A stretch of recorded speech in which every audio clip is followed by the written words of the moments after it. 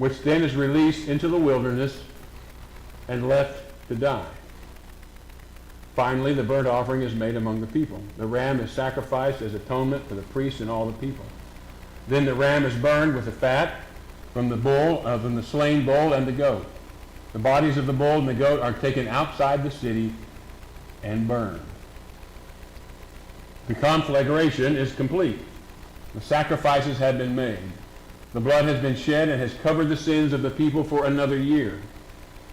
The scapegoat is alone, with no food, at the mercy of those who would kill it, waiting.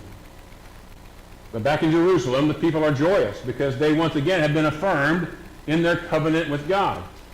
Through no work of their own, but the offering that they have brought before God, he has once again turned away his wrath and granted forgiveness.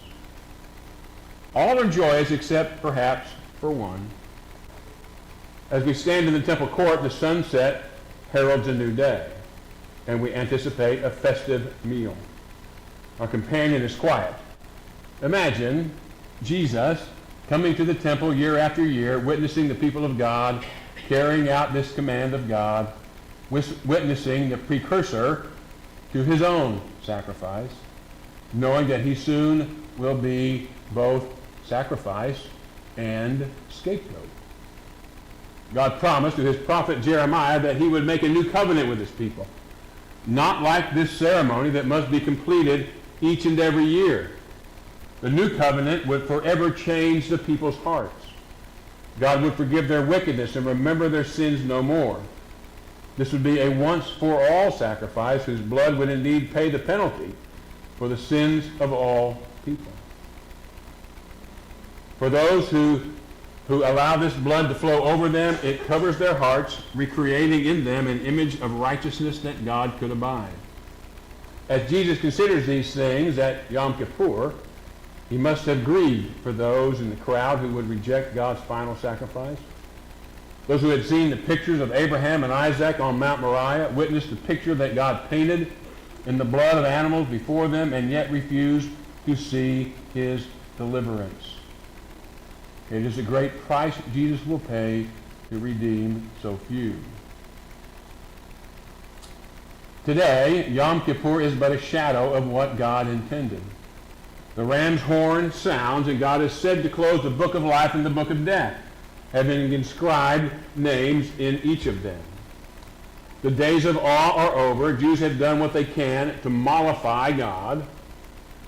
If he accepts the offering of good works, a name will be inscribed in the book of life for another year.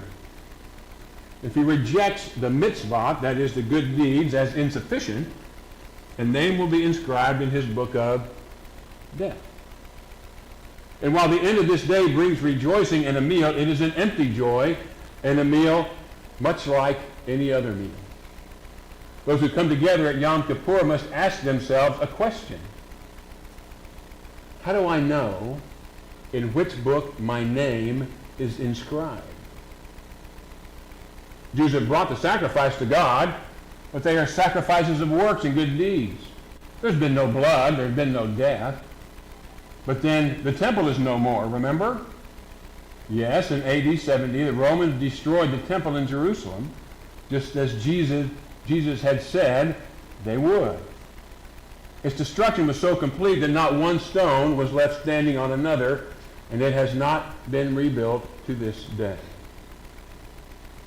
So how can God expect such a sacrifice of blood? Surely people can reason with God. So say the rabbis following the destruction of the temple.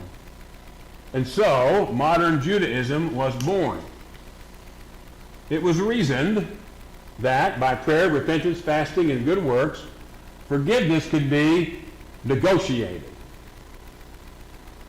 Today in synagogues and homes throughout the world, the high holy days are observed with traditional prayers.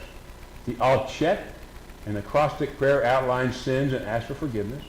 In the Kol Nidre, a prayer dating back to the 9th century, the people forswear all oaths, obligations, and commitments made during the year. Oaths that have hindered their relationship with God. The Jews fast on this day, denying themselves in an effort to please God. Good deeds are done. Surely God is pleased.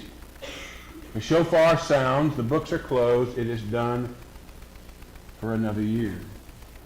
As sundown approaches, we return to Jerusalem anticipating the meal that we will share with our quiet companions.